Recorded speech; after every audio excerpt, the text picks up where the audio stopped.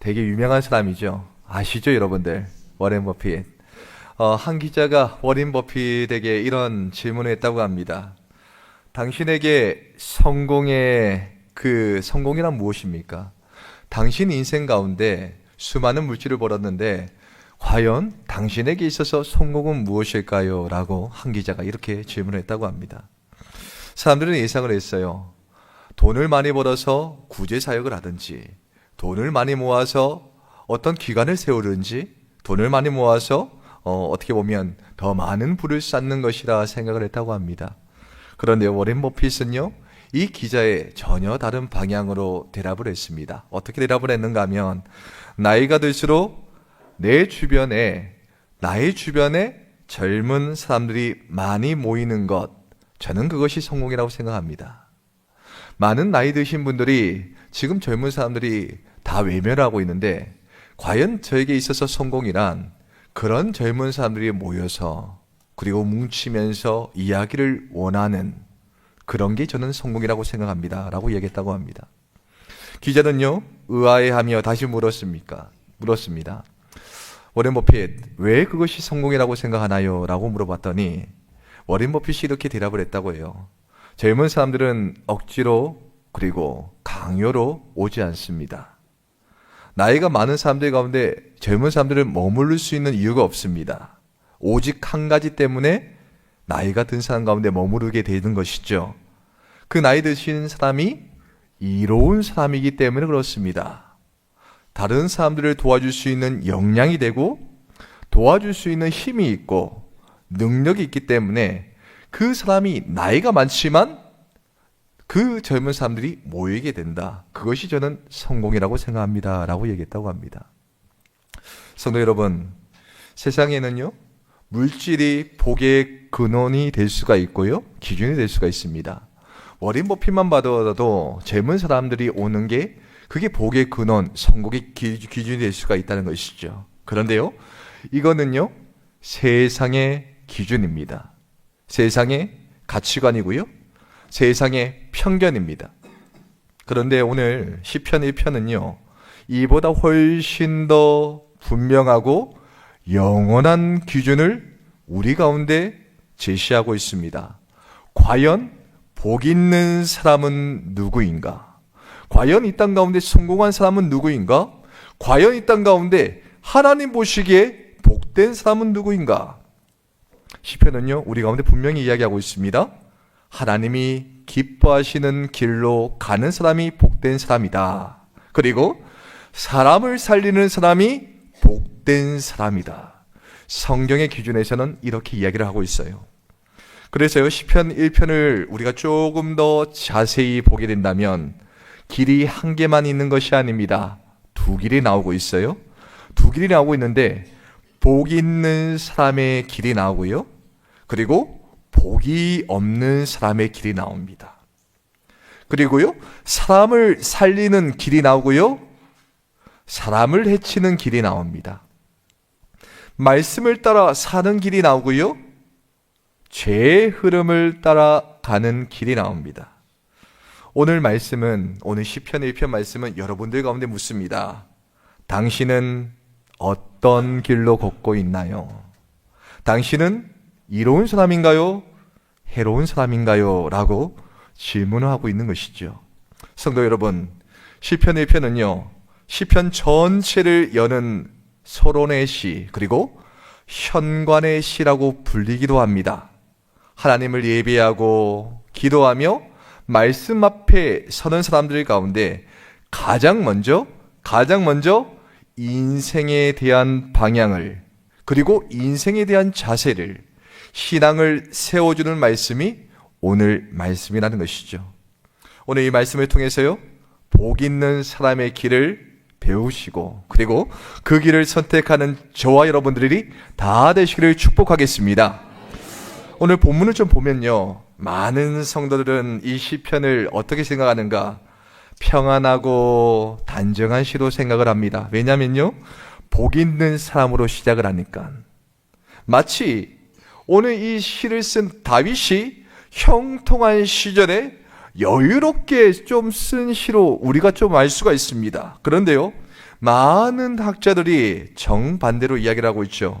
시편 1편 말씀은 인생이 너무 혼란해서 어떤 방향이 보이지 않을 때, 무엇이 복이고 무엇이 저주인지 구분이 되지 않았을 때, 그리고 흔들리고 있는 공동체를 붙들기 위해서 주어진 시가 어떤 시냐? 오늘 여러분들이 보았던 시편 1편 말씀이라는 것입니다. 특별히 포로기 이후 때요, 이스라엘 백성들이 바벨론에서 돌아오게 됩니다. 온 나라가 신앙적으로 매우 혼란했던 시기였습니다. 말씀이 사라지고요, 신앙적 가치가 무너지게 됩니다. 믿지 않는 사람과 그리고 믿는 사람들이 뒤섞여서 생활을 하고 있었습니다. 그 시절 하나님의 백성에게 반드시 처음부터 세워야 할 기준이 필요했던 것이죠. 그 기준을 제시하는 것이 오늘 본문의 시편 1편 말씀입니다. 그 당시 이스라엘 백성들은요, 이런 질문을 던지고 있었습니다. 진짜 복은 무엇인가? 하나님을 믿는다는 것은 어떤 의미일까? 왜 말씀을 우리는 붙잡아야 되지? 선한 사람과 악한 사람의 차이는 무엇일까? 어떤 길로 가야지 과연 살아남을 수 있는 길인가? 라는 의문점이 있었습니다. 이 혼란한 시대 가운데 시편 1편은요, 시편 전체의 말머리처럼 세워지게 됩니다. 그래서 시편 1편과 2편은요, 시편의 두 기둥이라고 이야기를 합니다. 시편의 두 기둥이 1편과 2편입니다. 그래서 시편 1편은요, 단순한 시가 아니에요. 흔들리는 시대 가운데 하나님의 사람들이, 우리 신앙들이 어떤 기준으로 살아야 될지 명확하게 보여주는 영적 기준의 지침서라는 것입니다. 그래서 오늘 시편 1편을 자세히 보면요, 두 길에 대해서 말해주고 있습니다. 그런데 두 길을 보이는데 단순하게 보이는 것이 아닙니다. 근본으로 보이고 있습니다. 바로 두 길을 바라보고 보여주고 있는데, 의인의 길과 악인의 길을 여러분들 가운데 지금 보여주고 있다는 것이죠. 그래서 시편 1편은 우리 가운데 말하고 있습니다. 어떤 길을 선택하실 건가요? 어디에 신앙적인 뿌리를 내려놓으실 건가요? 어디에 여러분들의 마음을 묶을 것인가요? 이 시 속에 인생 전체의 방향을 결정하는 기준을 우리 가운데 묻고 있다는 사실입니다. 왜 시편 1편이 시편의 첫머리가 되었을까요? 그 이유는 분명합니다. 신앙인들에게 가장 먼저 영적 자세와 영적 방향을 세워주기 위함인 것이죠. 즉 말씀을 중심에 두는 것, 악과는 분명히 거리를 두는 것, 기도하는 사람, 말씀의 사람으로 시작하는 것 등 진짜 복은 하나님과 함께 할 수 있는 것이 복임을 시편 1편에서 우리 가운데 분명하게 말씀해 주고 있습니다. 사랑하는 성도 여러분, 시편 1편은요, 그냥 의롭게 살아라, 그런 단순한 시가 아닙니다. 당시의 혼란한 시대처럼 우리의 심령이 혼란해요, 안 혼란해요? 혼란하죠. 세상의 많은 정치와 경제로 인하여서 흔들릴 수밖에 없습니다. 세상 사례가 만만치 않기 때문에 여전히 우리의 삶이 흔들리고요, 신앙의 가치관이 흔들립니다. 그렇지만 오늘 이 시편 1편은요, 다시 하나님 앞에 우리가 영적으로 기준을 세울 수 있도록 돕는 시라는 것이죠. 하나님은 오늘 또 우리에게 같은 질문을 하십니다. 어떤 길에 서 있니? 너의 마음은 무엇에 묶여져 있니? 너의 뿌리는 지금 어디에 내려져 있니? 이제 시편 1편을 통해서요, 복 있는 사람의 삶을 세 가지로 함께 나눠보기를 원합니다. 첫 번째, 우리가 알 수가 있는 것이 있습니다. 무엇이냐?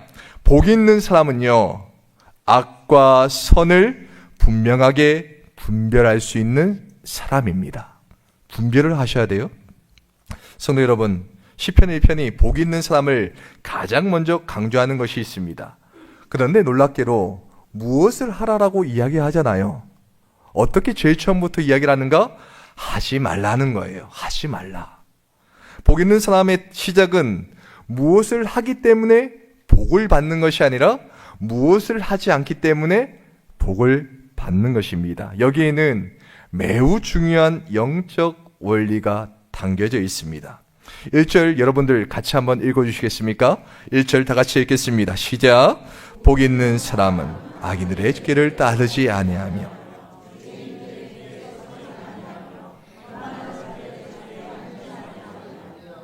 어릴 때 부모님과 선생님들이 늘 하시던 말씀이 있었습니다. 과자 준다고 모르는 사람 따라가지 마라. 사탕 준다고 모르는 사람 따라가지 마라. 제가 어린 나이에 그 이야기를 참 많이 들었습니다. 혹시 여러분 때로 그 이야기를 많이 들었나요? 지금도 제 아들한테 제 딸에게 이야기를 하면 요즘 과자 준다고 따라가나요? 저한테 물어봅니다. 예전에는 과자가 귀했죠. 과자를 한 개 먹기 위해서는 귀했습니다. 주면 좋았죠. 사탕도 주면 좋았습니다. 그런데 저희 부모님들과 학교에 가서 이야기 항상 들었던 게 뭐냐면, 야, 모르는 사람이 온다고, 모르는 사람이 새우깡 준다고 항상 따라가지 마. 그리고 마시는 축팝 주스를 준다고 따라가지 마.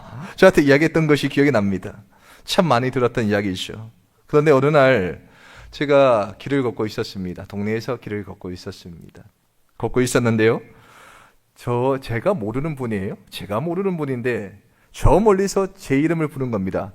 영도야! 그러면서 이제 이름을 부르는 거예요. 그러면서 저는 이제 모르는 사람이니까 처음부터 그래도 어른이니까 인사를 해야죠. 안녕하세요 라고 인사를 했습니다.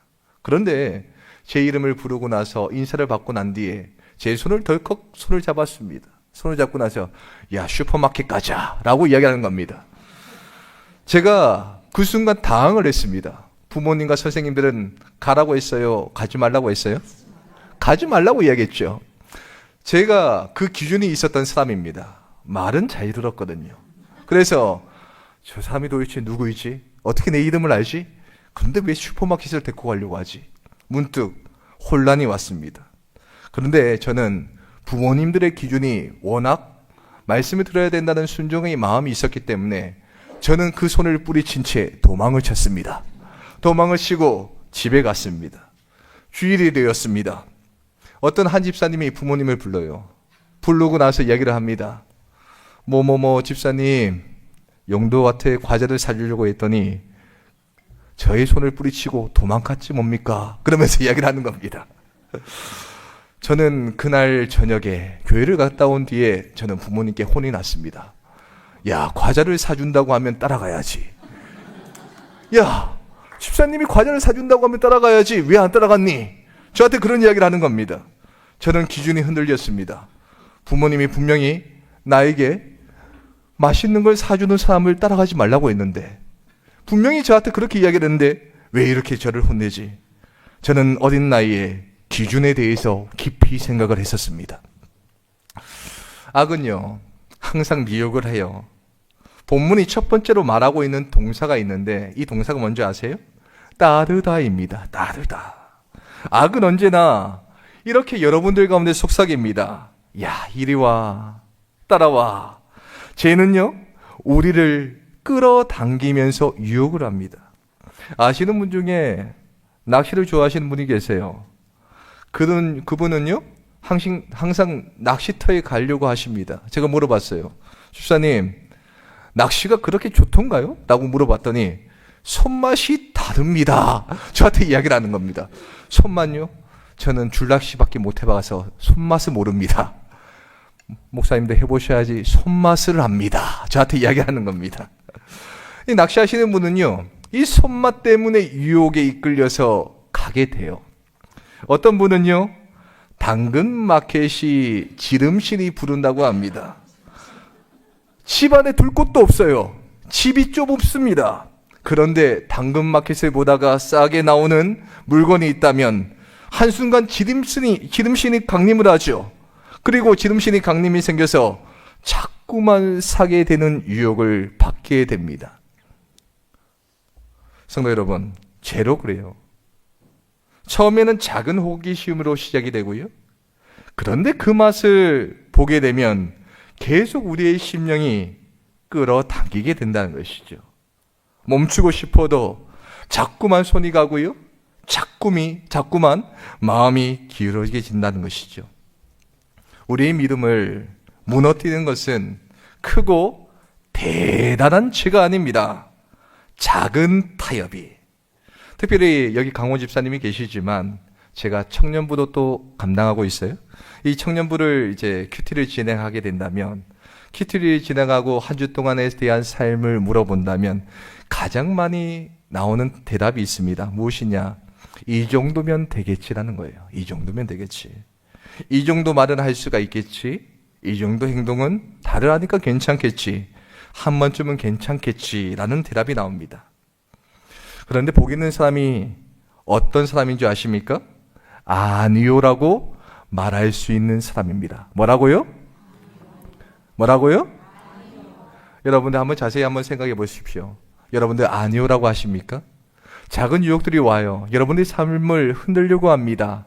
큰 게 안 와요. 작은 게 옵니다. 그때마다 여러분들 속으로 한번 대답 한번 해보십시오. 나는 그때마다 예를 했는가 아니면 아니요를 했는가?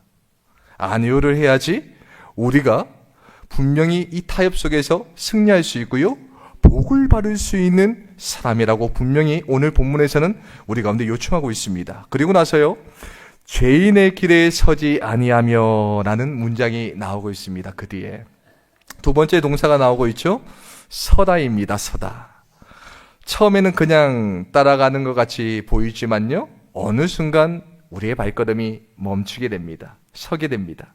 그것이 악과 거리가 가까워지는 단계입니다. 그리고 그 멈춤은요, 죄와 더 깊은 관계를 맺게 합니다. 성도 여러분, 여러분들의 마음은 지금 어디에 서 있으십니까? 하나님 앞에 그 마음이 서 계십니까? 아니면 세상의 가치 앞에 여러분의 마음이 서 계십니까? 아니면 말씀 앞에 서 계십니까? 아니면 감정과 상처 앞에 서 계십니까? 어디에 서 있는가는 나의 영혼의 현재 위치를, 현재 방향을 말해주는 것입니다. 복 있는 사람은요, 악의 영향력이 있는 자리에서 멀리 합니다. 그 자리가 우리의 마음을 끌어당기는 위험한 경계선에 있기 때문에 그렇습니다. 그러면서요, 연계되는 문장이 또다시 나오죠. 오만한 자의 자리에 앉지 아니하고 라는 문장이 이어집니다. 세 번째 동사가 여기서 나오죠. 앉다입니다. 앉다. 앉다는요, 일시적으로 자리를 앉는 것이 아닙니다. 자리를 잡는 것이 아니에요. 정체성의 변화를 의미합니다. 중요한 포인트가 있습니다. 악이 우리의 삶 가운데 스며들 때 마지막 단계는 늘 앉게 합니다. 죄가 죄처럼 느껴지지 않게 하는 자리, 타협이 더 이상 양심을 찌르지 않는 자리, 하나님보다 내 방식이 더 편한 자리. 성도 여러분, 제가 무서운 것이 아니라 제가 익숙해지는 것이 무섭습니다. 제가 반복되면요, 제가 정상처럼 느껴지는 자리까지 가는 게 무서운 일입니다. 시편은요, 그 자리까지 가게 되는 것을 어떻게 설명하고 있는가? 오만한 자리라고 부르게 된다는 사실이죠. 하나님 앞에서 마음이 단단해지고 고집스러워지고 말씀을 들으면서도요, 변화가 되지 않는 자리입니다. 복 있는 사람은요, 이 자리에 앉지 않는 사람입니다. 성도 여러분, 복 있는 사람은요, 실수 없는 사람이 아닙니다. 완전한 사람이 아닙니다. 분별할 줄 아는 사람입니다. 뭐라고요? 분별할 줄 아는 사람. 분별을 하셔야 돼요. 분별을 하셔야 됩니다. 유혹이 어디서부터 시작되는지 분별할 줄 알아야 되고요, 악이 어디서부터 스며드는지 분별할 줄 알아야 되고요, 작은 타협이 어디서 오는지 분별할 줄 알아야 되고요, 죄의 자리에서 멈춰 있으면 안 된다는 사실이죠. 하나님은 이런 사람을 복되다 하십니다. 왜냐하면 분별이 곧 방향이기 때문에 그렇습니다. 방향이 바르면요, 걸음은 나중에 문제입니다. 하나님은 방향을 바로잡는 사람의 인생을요, 시냇가로 옮겨지게 하시고 뿌리를 깊게 하시고 열매를 맺게 하십니다. 그래서 오늘 주시는 메시지는 이것입니다. 복이 있는 삶은 분별에서 시작된다. 작은 단계에서 악과의 거리를 두어라. 하나님께서 그 분별을 복으로 보답하신다. 여러분의 축복, 은혜가 이러한 축복이 있기를 축복하겠습니다. 또 하나 두 번째로 알 수가 있는 것이 있어요. 무엇이냐? 복이 있는 사람은 말씀과 깊이 묶여 있는 사람입니다. 뭐에 묶여 있다고요? 말씀에 묶여져 있는 사람입니다. 성도 여러분, 2절은 복 있는 사람의 가장 중요한 특징을 우리 가운데 알려주고 있습니다. 2절 같이 한번 읽어볼까요? 시작. 오직 여호와의 율법을 즐거워하여 그의 율법을 주야로 묵상하는 도다. 본문이 말하는 복 있는 사람은 단순히요, 말씀을 아는 사람이 아닙니다. 그는요, 말씀을 사랑하는 사람, 그리고 말씀과 살아있는 관계를 맺고 있는 사람이란 뜻이죠. 성도 여러분, 여기서 즐거워하라는 표현이 나와요. 즐거워하다. 이 즐거워하라는 표현은요, 원어로 보게 된다면 해패츠죠. 이 단어를 보게 된다면 기쁨의 대상을 뜻합니다. 인생의 우선순위를 뜻하는 것입니다. 여러분들 혹시 사랑을 해보셨나요? 사랑을 해보셨나요, 여러분들? 대답이 없으시네요. 사랑을 안 해보셨나요? 사랑을 안 하고 어떻게 결혼할 수가 있죠? 사랑을 해보셨나요, 여러분들? 한 권사님이 계셨습니다. 캐나다에 딸이 있어서 보고 싶기도 하고 딸이 요청해서 캐나다로 갔다고 합니다. 캐나다에 있는 집에 도착을 했습니다. 도착을 한 뒤에 피곤한 마음에 이제 눈을 감았습니다. 그리고 잠을 청하게 되었죠. 그리고 아침이 되었습니다. 아침을 눈을 떠보니 딸아이가 근사하게 요리를 하고 있었습니다. 내심 어머니는 기대했습니다. 아니, 내가 그렇게 멀리 왔다고 저렇게 맛있는 요리를 하고 있는가? 그렇게 생각을 하고 있었습니다. 그런데 그 권사님은요, 음식을 다 좋아하시지만 느끼한 걸 싫어하십니다. 그런데 딸아이가 느끼 찰나하게 올리브 기름을 붓고 그리고 크림도 놓고 있는 그 광경을 보게 됩니다. 권사님이 말씀하셨습니다. 딸아이에게, 얘야, 나는 느끼한 거 싫어하는 거 알지 않니? 라고 이렇게 물어봤습니다. 그런데 이렇게 이야기를 하니까 딸아이가 대답이 없어요. 얘야, 나는 느끼한 거 싫단다. 더 이상 넣지 마. 나는 그냥 주면 돼. 라고 이야기했더니 딸아이가 이야기를 했습니다. 엄마, 이거 우리 아이 거야. 그런데 그 집에 아이가 없었어요. 아이가 도대체 누구였는가? 강아지였습니다. 권사님이 한국에 돌아와서 제게 이야기하시더라고요. 목사님, 저는 강아지보다 못한 어머니인가 봐요. 그러면서 저한테 하소연하는 이야기를 들었습니다. 우스갯스럽게 이야기하는 말이지만요, 사랑하면 강아지든지 사람이든지 정성을 다해요, 안 해요? 정성을 다합니다. 말씀을 사랑하는 사람은요, 말씀을 통해서 살아가게 되어 있습니다. 말씀으로 불안을 느끼지 않고요, 말씀 안에서 삶의 방향을 발견하고 있고요, 말씀을 통해서 세상을 해석할 수 있는 힘을 얻게 되고요, 말씀 가운데 영혼의 쉼을 누리게 됩니다. 말씀을 사랑해야지 가능한 거예요. 성도 여러분, 혹시 신앙이 무겁고 지치고 힘든 이유가 혹시 이 말씀이요, 사랑하지 않고 의무로 남아있기 때문에 그런 것이 아닐까요?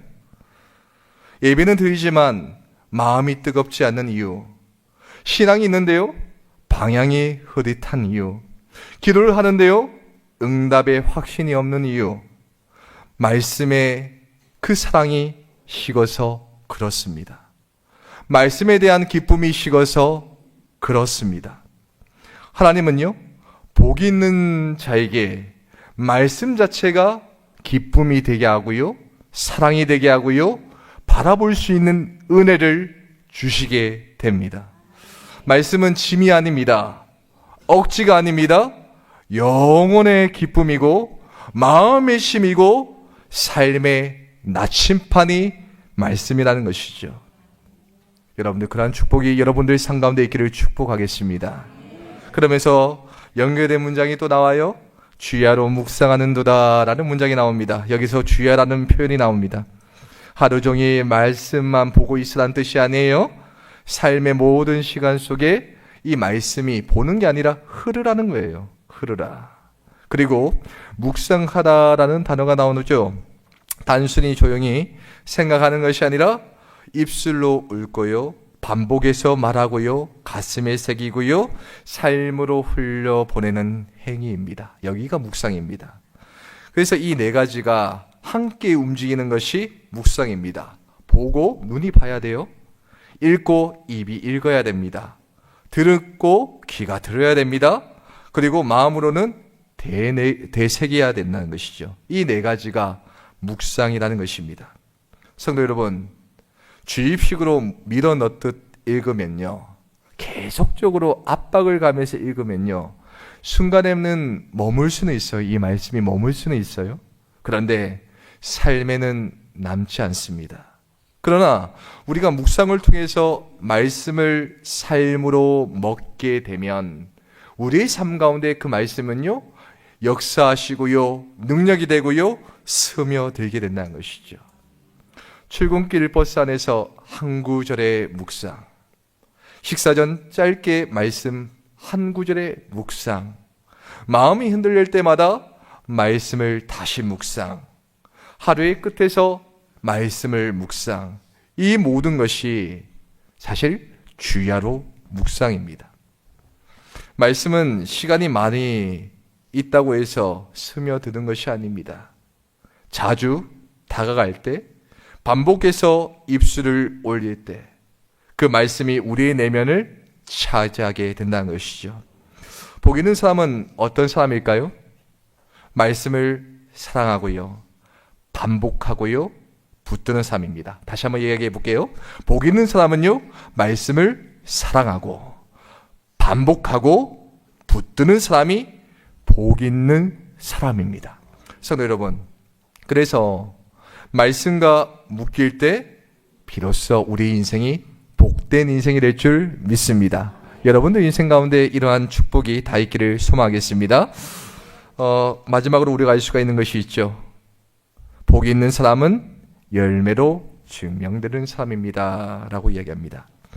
성도 여러분, 시편 1편은요 마지막으로 복이 있는 사람의 삶을 하나의 그림으로 보여주고 있습니다. 바로 시냇가에 심은 나무입니다. 이 그림은요 시냇가에 심은 나무입니다. 3절 한번 읽어주시겠어요? 시작. 그는 시냇가에 심은 나무가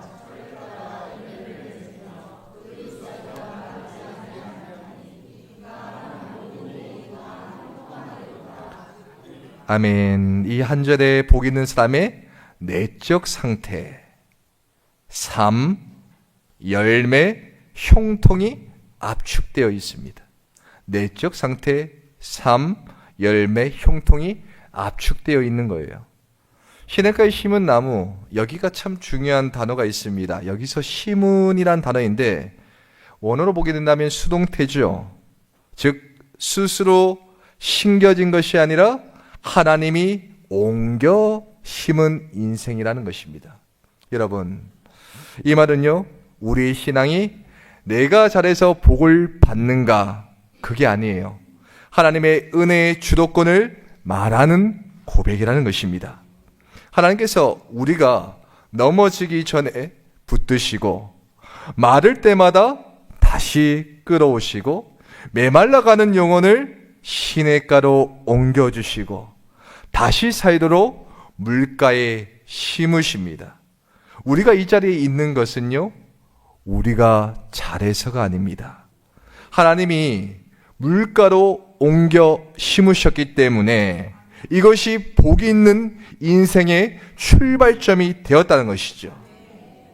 그런데요 이 나무는요 철을 따라서 열매를 맺습니다. 성도 여러분, 열매는요 하루아침에 열매가 맺히나요? 아니죠. 하루아침에 열매가 맺히지 않습니다. 열매는 시기가 있습니다. 때로는 기다림의 계절이 있고요. 아물지 않는 상체의 계절이 있고요. 성숙을 준비하는 계절이 있습니다. 그런데 시편은 우리 가운데 말을 합니다. 철을 따라, 철을 따라. 즉 하나님이 정하신 때에 반드시 열매가 온다는 것입니다. 성도 여러분, 하나님은 절대로 우리를 열매 없는 인생으로 방치하시지 않습니다. 지금 내가 보지 못해도, 지금 열어지지 않아도, 지금 응답이 없다고 느껴져도 말씀 곁에 분명히 우리가 심겨져 있다면 반드시 열매를 맺히게 됩니다. 하나님은요, 때를 아십니다. 우리는요, 그분께 붙어 있기만 하면 됩니다. 붙어 있기만 하면요, 중요한 단어가 나오죠. 그런데 그 나무가 그 잎사귀가 마르지 함과 같으니라고 말합니다. 잎사귀는 겉으로 드러내는 삶의 모습을 상징하는 거예요. 성도 여러분, 우리는 때로 외적으로 흔들리게 됩니다. 가정의 문제, 직장의 압박, 건강의 한계, 관계의 상처. 그러나 시편은 말합니다. 그 잎사귀가 마르지 않는다라고 말씀해주고 있다는 것이죠. 즉 겉으로 보는 상황은 흔들립니다. 내면의 생명력은 하지만 마르지 않습니다. 왜냐하면 영혼의 뿌리가 말씀이라는 시냇물에 담겨져 있기 때문에 그렇다는 것이죠. 사람의 말이 우리를 살릴 수가 없습니다. 상황이 평안하다고 영혼이 평온해지는 것이 아닙니다. 오직 말씀에 다 있는 인생이 영원히 마르지 않는 은혜를 누리게 된다는 것이죠. 그래서 그 마르지 않는 은혜가 무엇일까? 시편은 우리 가운데 말씀해 주고 있습니다. 그가 하는 모든 일이 다 뭐라고요? 형통하리라. 다 형통하라. 하나님께서 모든 영역 가운데 하나님께서 개입하신다면요, 다 형통하라는 거예요. 성도 여러분, 여기서 형통은요, 하나님이 함께 하시는 상태입니다. 요셉이 있어요. 요셉이 감옥에 갑니다.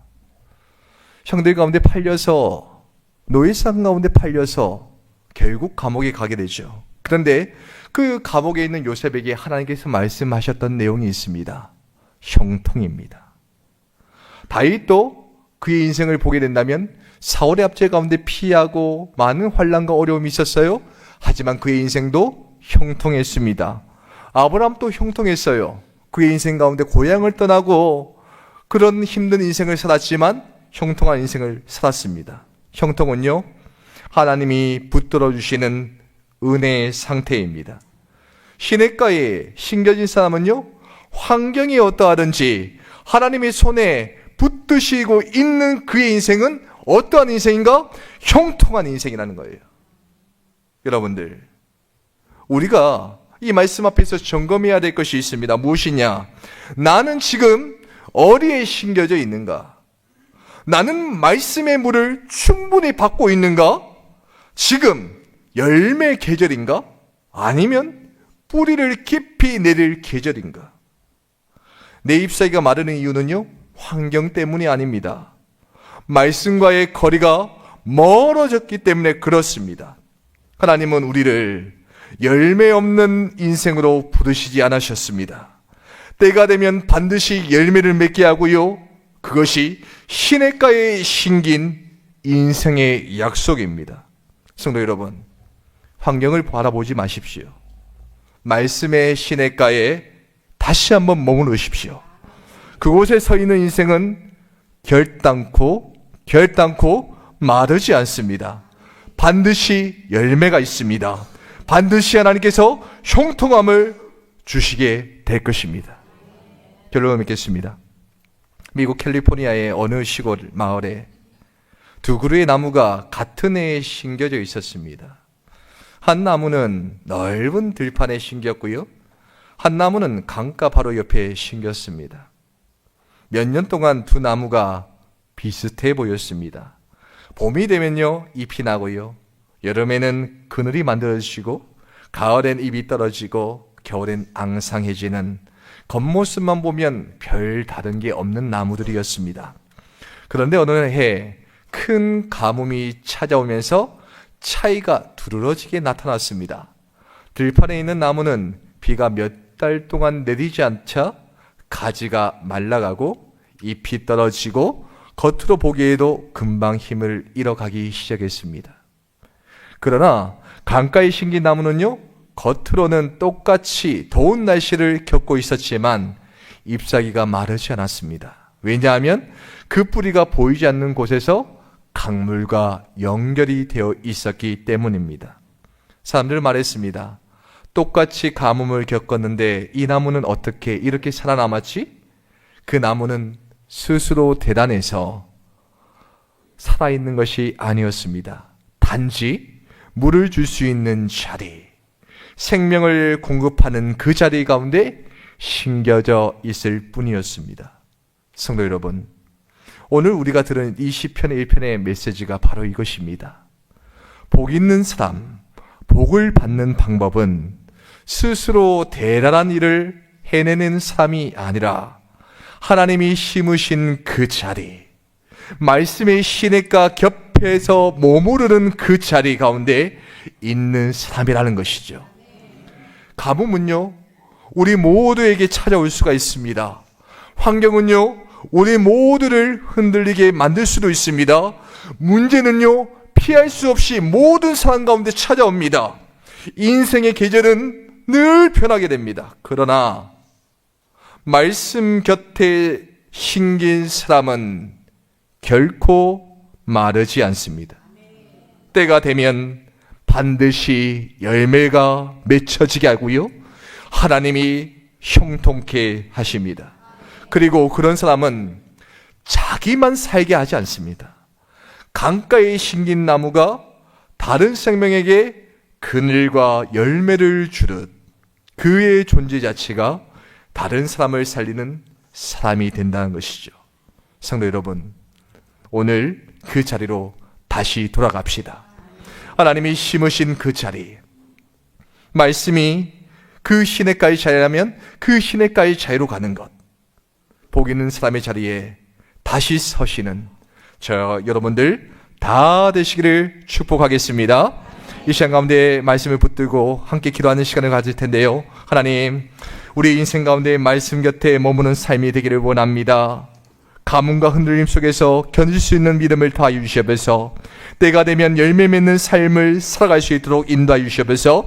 이 확신이 오늘 우리 심령 가운데 새겨지도록 기도하시며 나가겠습니다. 기도하겠습니다. 하나님 아버지, 오늘도 이 시간 가운데 말씀을 우리가 듣게 되었습니다. 하나님, 날마다 우리는 불안한 삶을 삽니다. 환경 앞에, 문제 앞에 날마다 메마릅니다. 날마다 넘어집니다. 풍파 가운데 쓰러집니다. 하나님, 그 은혜가 우리 가운데 없기 때문에 그렇습니다.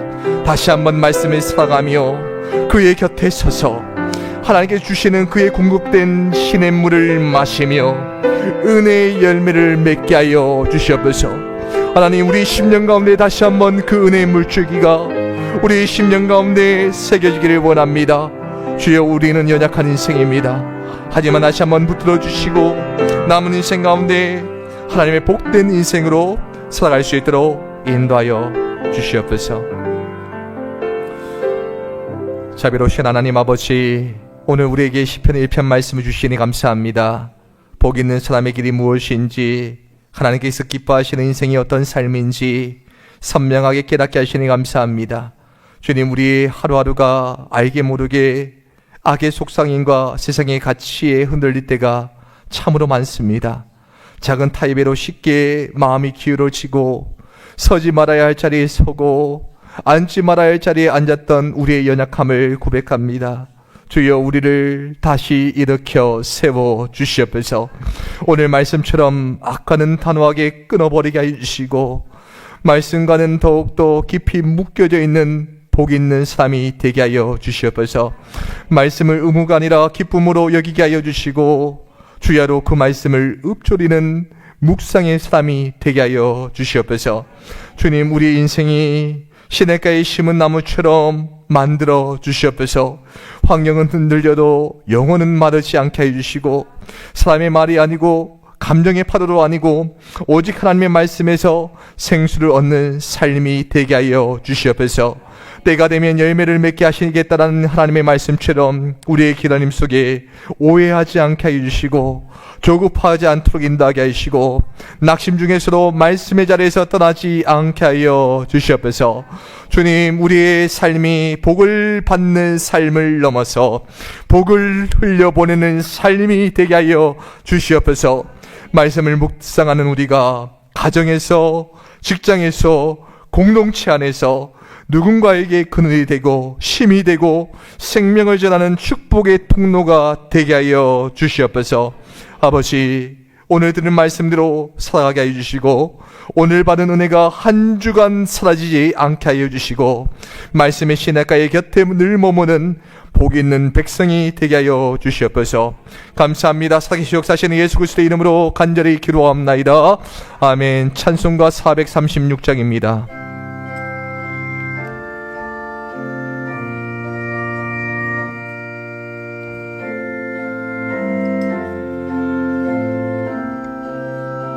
나 이제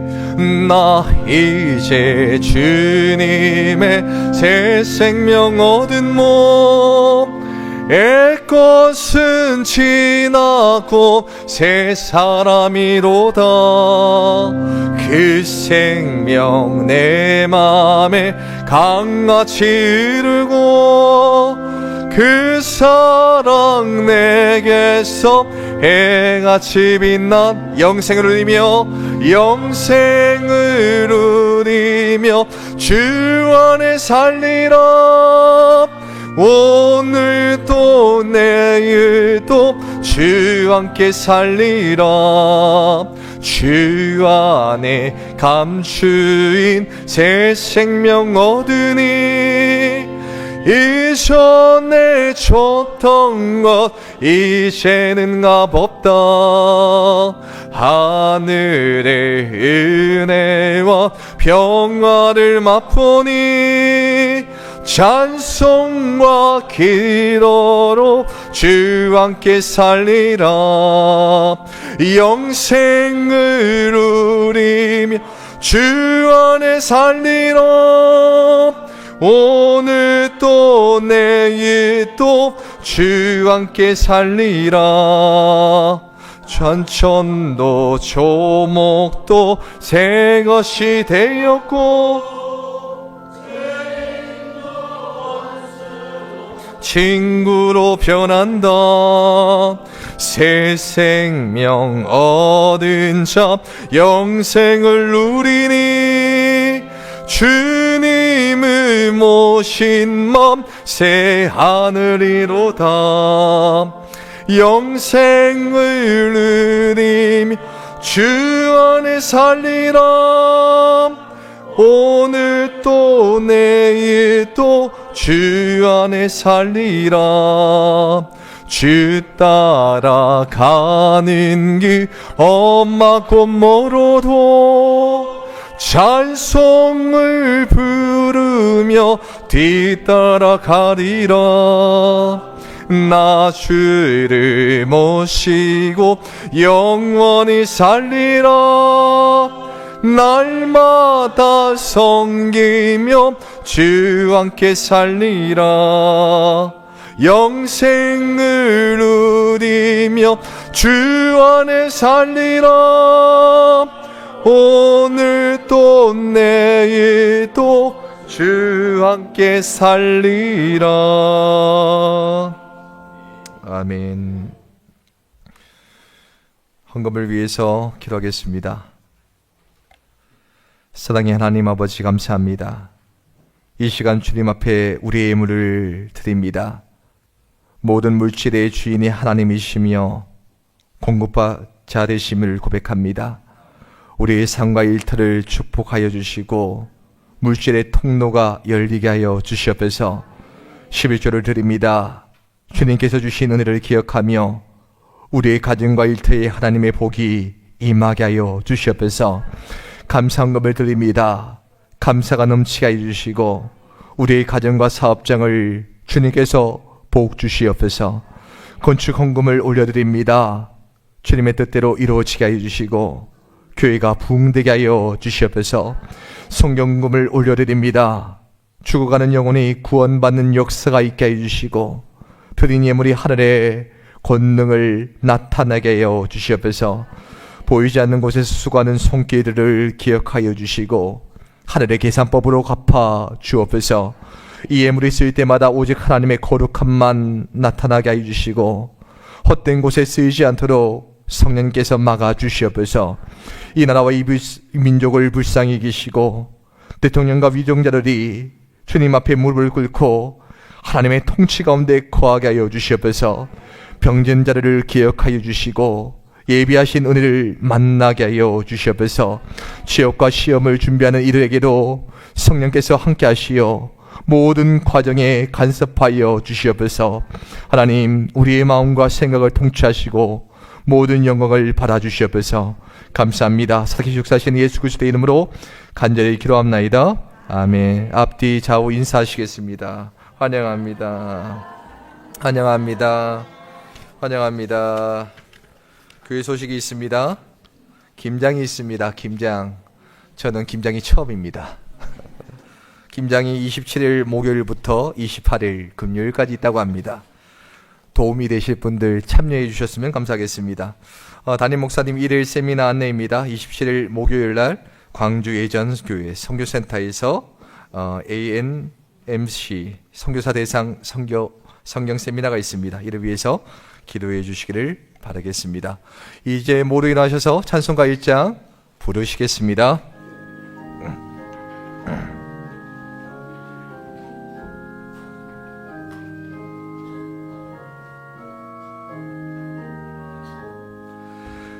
만목의 근원 하나님 온 백성 찬송 드리고 저 천사여 찬송하세 찬송 성부 성자 성령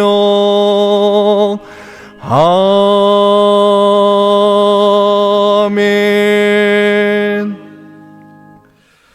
이제는 우리의 참된 복이 되시는 주 예수 그리스도의 은혜와 우리의 삶을 시냇가에 심어주시는 하나님 아버지의 크신 사랑과 말씀으로 우리를 붙드시고 악에서 떠나게 하시며 열매 맺는 자리로 인도하시는 성령 하나님의 교통하심이 오늘 시편 1편의 말씀을 붙들고 악과는 분별하고 말씀과는 묶이며 때가 되면 열매 맺게 하시는 하나님의 복 있는 길을 걷기로 결단하는 모든 성도들과 그 가정과 자녀들과 섬기는 모든 삶의 자리 위에 이제부터 영원토록 함께 하시기를 간절히 축원하나이다. 아멘.